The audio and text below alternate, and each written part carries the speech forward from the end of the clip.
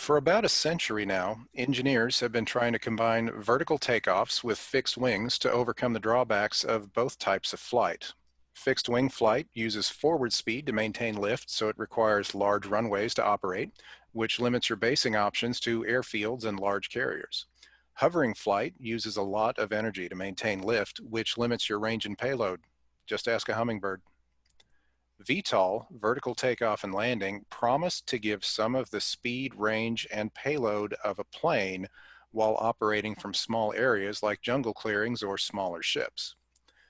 This evening, we'll see a few different ways to tackle this problem, but we will not be discussing rotorcraft that vary their blade pitch per rotation like a helicopter. That is a story for another day. We're also not discussing lighter than aircraft or drones. So, no cyclic, no gas bags, no robots. We will only cover piloted aircraft that have actually flown vertically. What you see here are a few different VTOL experiments. These were all real aircraft. Number 11 at the upper left is a ducted tilt rotor with rotating fans. Number 12 is a tail-sitting jet with vectored thrust. In the middle, we have a tilt wing design. At the lower right is a jet-powered flying saucer. And number 15 has an X-shaped wing that would serve as a lifting rotor for vertical flight and as a fixed wing for horizontal flight. Now, I want to hear your guesses. Which one of these aircraft did not manage to fly vertically during testing? The saucer. Number 15. I'll go 14. All right, see. Yeah, 14. I'll go the last one. So I'm hearing 14 and 15. Number 14, the flying saucer, actually did fly, but the Avrocar is another story for another day. The Sikorsky X-Wing prototype is the only one of these that did not take off vertically. In their X-Wing design, instead of varying the rotor pitch to create lift like a helicopter, it used compressed air from the engines fed through vents on the blades that would change their aerodynamic shape while rotating. It was intended to take off vertically and then gain forward speed with its turbofan engines, and then it would slow the X-Wing and lock it in place to act as a fixed wing to remove the upper speed limit imposed by helicopter blades. But the X-Wing was never flight tested before the program was canceled, so we'll never know if it worked. This chapter of Weird Wings is called Balancing on Blades because we're diving into propeller-driven VTOLs to see how they were operated and what was learned from each attempt. Now, the simplest way to make a plane take off and land vertically is just stand it on its tail and make sure it has a thrust-to-weight ratio greater than 1 so it can lift its own weight. This is the Convair Pogo, first flown in 1954. In the early 50s, the U.S. Navy wanted a convoy escort fighter that could operate from a platform they could mount on the deck of most any ship. That fighter would be housed in a shroud like this, like a giant egg that hatches a very noisy bird. In operation, the pilot seat pitched forward 45 degrees for vertical flight, and in hover, the pitch, roll, and yaw were controlled by deflecting large control surfaces in the slipstream of contra-rotating 16-foot propellers. Notice how much it looks like a dart. Due to the Pogo's lightweight design, they left off spoilers and air brakes, so it had trouble slowing down after flying at high speeds.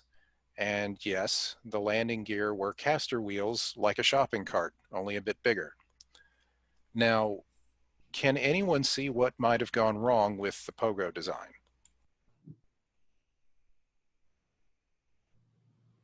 How do you judge your relative distance movement over the ground when you're trying to land? When it's behind you. Got it in one. Landing this craft was very dangerous even in perfect conditions. To land it, you had to do all of these tasks in short order. You had to come in low, pull up hard, rotate your seat, change the trim, and manage the throttle to hang the Pogo on its nose without zooming up higher. And then you had to look away from your instruments to see over your shoulder and descend very slowly. Remember how it looks like a dart? If you descend at more than 10 feet per second, those big wings would cause it to flip over and come down nose first like a dart. It also didn't have enough lifting power for a mission-ready fighter, and it didn't have enough control during VTOL flight. Well, if we can't stand a whole aircraft on its tail, let's just tilt the wings. The Hiller X-18 reused the propellers from the Pogo and from another similar prototype tailsitter. Those wings could tilt 90 degrees, and one turboprop engine on each wing directly drove a pair of propellers. During hover, lift and roll were controlled by throttling the engines, and a small turbojet in the tail could be deflected up and down for pitch control. So any guesses what went wrong with this?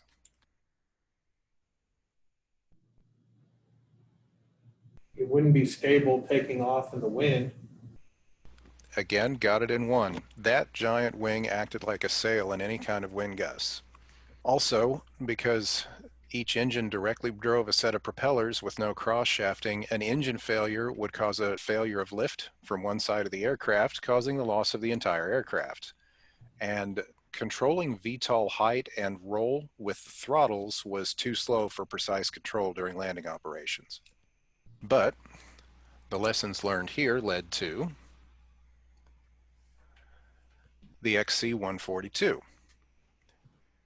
The U.S. Air Force, Army, and Navy, including the Marines, wanted a VTOL transport that could carry more than a helicopter and farther and faster. The four engines were cross-linked on a common drive shaft for redundancy in case of engine failure. During hover, roll control was provided by differential clutching of the propellers instead of throttles. Yaw used the ailerons, which were in the thrust stream of the propellers, and for pitch control it had a sideways tail rotor that you might be able to see at the upper left. In terms of capacity, this transport had a 30-foot long cargo box that was 7 feet wide and high, could carry 32 troops or 4 tons of cargo. It had more than double the power-to-weight ratio of a C-130, and it could reach 400 miles per hour. It completed carrier trials aboard the USS Bennington, as you can see on the right. Now, glance at the bottom photo and guess one of the problems they had with this prototype. It stirs up the dust. The Marines said that the prop wash was too dangerous for assault operations, since it was double the ground pressure of a contemporary helicopter.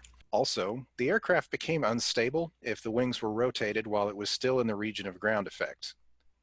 And all those heavy cross shafts between the four engines caused a lot of noise and vibration that was so intense it made it difficult to control the craft and created problems with wing flexing. In the early 1960s, the Canadian Defense Department funded research on a tilt wing concept which was developed by Canadair. Their Dynavert could hydraulically tilt the main wing 100 degrees. The tailplane was automatically tilted to deal with trim changes when the main wing moved. The main propellers counter-rotated to reduce torque, and on the tail was a pair of contra-rotating propellers used for pitch control in hover. You might be able to see those on the right. In VTOL mode, roll was controlled with differential prop pitch, and the ailerons gave yaw control. The main props extended a bit beyond the wings, so the entire leading edge of the wing was inside the thrust stream of the propellers. It had full span leading edge and trailing edge flaps, which were automatically adjusted with the wing tilt angle so that the wing was never stalled. Both main propellers were cross-shafted in case of engine failure, plus the main rotors and the tail rotors were interconnected in a central gearbox. There was a mechanical mixing unit that adjusted the functions of various controls in different modes of flight. To quickly adjust the thrust of either engine for maneuvering, the computer would immediately change propeller pitch and then make adjustments to maintain engine RPM while fading out that pitch adjustment. Now, here's the reason for all that design complexity. Thanks to that mechanical mixing unit, in the cockpit, fore and aft stick was always pitch, side to side was always roll, and the rudder pedals were always yaw. The computer control of propeller pitch and throttle made controlling the engine power simple and direct.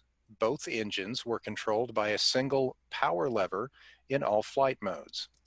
The only unfamiliar control to a fixed-wing pilot was the wing tilt control, which took the place of controlling the flaps.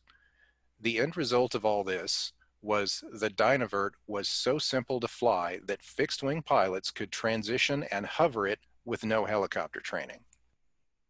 This aircraft could perform a wing transition from 0 airspeed and accelerate to 100 knots in 8 seconds.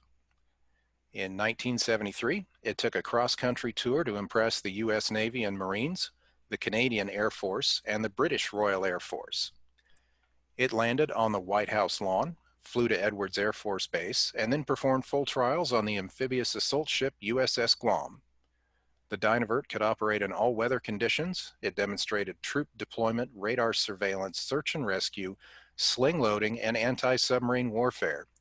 It could even carry drop tanks and a minigun pod for ground support. And it did all of this flown by a pilot who had no carrier experience.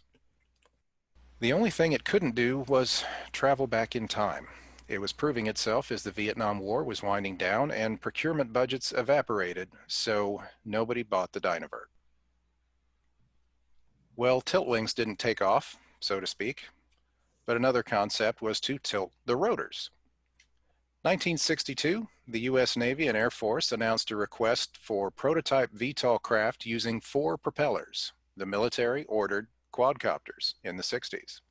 In the X-19, 2 turboshaft engines mounted in the rear fuselage powered 4 propellers that could rotate 90 degrees, but it barely flew and did not meet any of the military's requirements. In the Bell X-22, 4 gas turbine engines were mounted over the rear wing, connected to 4 ducted 3-bladed propellers. Maneuvering was controlled by tilting the fans or moving control surfaces in the thrust stream of the propellers. Unfortunately, it could not reach the Navy's speed requirements, so they didn't buy it. But it did successfully demonstrate VTOL operations with swiveling ducted fans, and NASA studied it for over 2 decades. I'll bet this craft is starting to look familiar. In 1971, NASA Ames Research Center requested a tilt rotor technology demonstrator for testing, and Bell delivered the XV-15. In hover, pitch is controlled by tilting both engines together, yaw tilts them in opposite directions, and roll changes the blade pitch on one side for a bit more thrust. Earlier tilt rotors had the engines in the fuselage with long drive shafts through the wings into heavy complex gearboxes, but the XV-15 put the engines out on the wingtips with a simple gearbox directly into the propeller.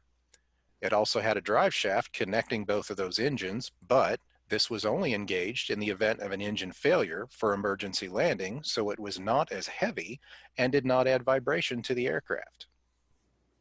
The XV-15 made its public appearance at the 1981 Paris Air Show, where it hovered over the field and bowed to the crowd.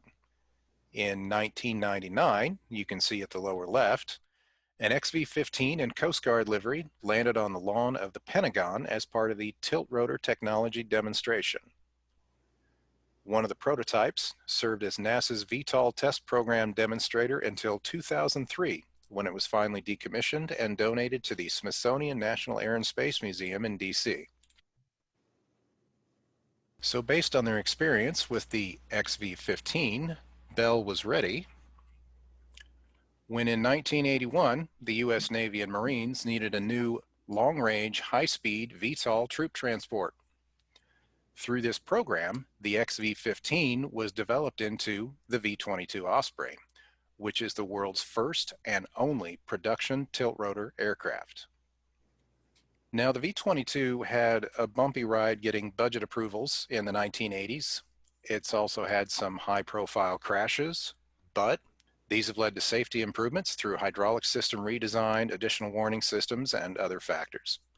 So in 2011, when asked about the Osprey's safety record, Marine Commandant James Amos declared the V-22 was the safest airplane in the Marine inventory. As you can see there in number 93, the V-22's rotors can fold in 90 seconds, and its wing rotates to align with fuselage for compact storage. And in number 94 is an operational V-22 visiting Kansas City in 2007. In terms of operation, the controls gradually transition from hover mode to airplane mode as the engines rotate. It normally takes off vertically, tilts the rotors 90 degrees in about 12 seconds, and transforms into a more fuel-efficient, higher-speed turboprop aircraft. It can perform a short takeoff with heavier loads and the engines tilted 45 degrees, and it can also tilt the engine 7 degrees back to fly backwards. The V-22 has a full suite of avionics, sensors, and anti-missile systems. It has triple redundant fly-by-wire flight control with computerized damage control to automatically isolate damaged areas. The glass cockpit is compatible with night vision goggles, and the autopilot can transition into a 50-foot hover without pilot interaction. This aircraft can actually hover itself in low wind conditions with no hands on the controls, but do not try this at home. The V-22 can cruise at 300 miles per hour and climb to 15,000 feet, but it is not pressurized, so oxygen would be required. It has a range of 1,000 miles, carrying 32 troops or 10 tons of cargo. It has roughly 5 times the range and double the speed of the Marine Sea Knight helicopter that it replaced. It can mount a machine gun on the rear ramp and a retractable, remote-controlled, infrared-sighted belly turret with a minigun. There are still some operational concerns. During VTOL, the engine exhaust is so hot it can ignite brush fires or damage ship decks, so the Navy has portable heat shields that can throw down for V-22 operations, or now for the F-35B. To solve this problem, a heat-resistant anti-skid metal spray named Thermion has been tested aboard the USS Wasp. The rotor wash of an Osprey is a 90-mile-per-hour wind, and it will rock you like a hurricane, which is why the Marines rappel out of the ramp instead of the side door. In 2007, the Marines started replacing their CH-46 Sea Knight helicopters with Ospreys. The Air Force fielded their version starting in 2009. Currently, there are about 400 Ospreys in service with the Air Force, Navy, and Marine Corps, and they have logged over 500,000 flight hours.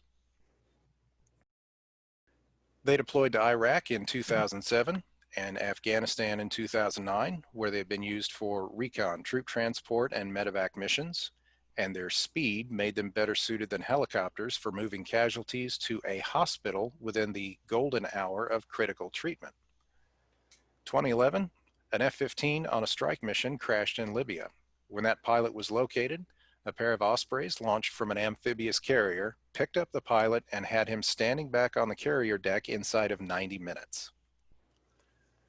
2009, V-22s delivered 20 tons of humanitarian supplies to remote villages in Honduras that were not accessible by conventional vehicles. And after the 2010 earthquake in Haiti, V-22s were deployed as part of Operation Unified Response humanitarian efforts. They also deployed to the Philippines for humanitarian aid after the 2013 typhoon. These birds are still finding new jobs. The Marines are interested in a tanker version that can carry 12,000 pounds of fuel for other rotorcraft, and many Marine ground vehicles can run on avgas, which makes an Osprey tanker a deployable gas station in the air or on the ground.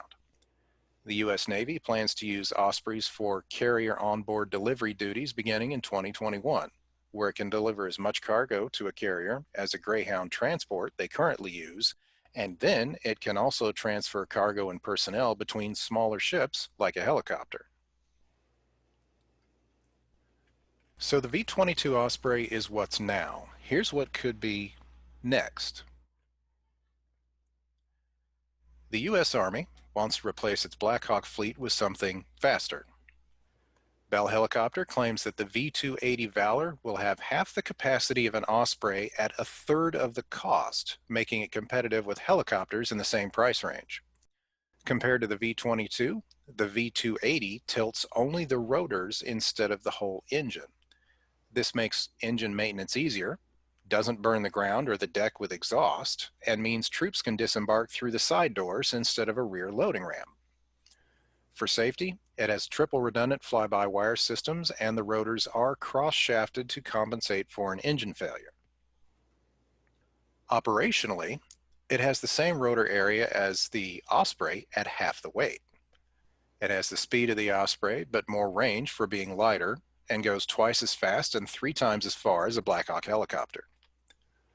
As you can see at the lower right, maintenance on the Valor can be done with an augmented reality visor to overlay the service manual on your view of the aircraft and highlight specific parts while you work on it. It can even show you which order to connect the fasteners by highlighting them in your field of view. Bell says that they might later develop a Marine version with folding rotors and wings, but the Army prototype of the Valor has been flying for a couple of years, and it may enter service by 2030. So stay tuned.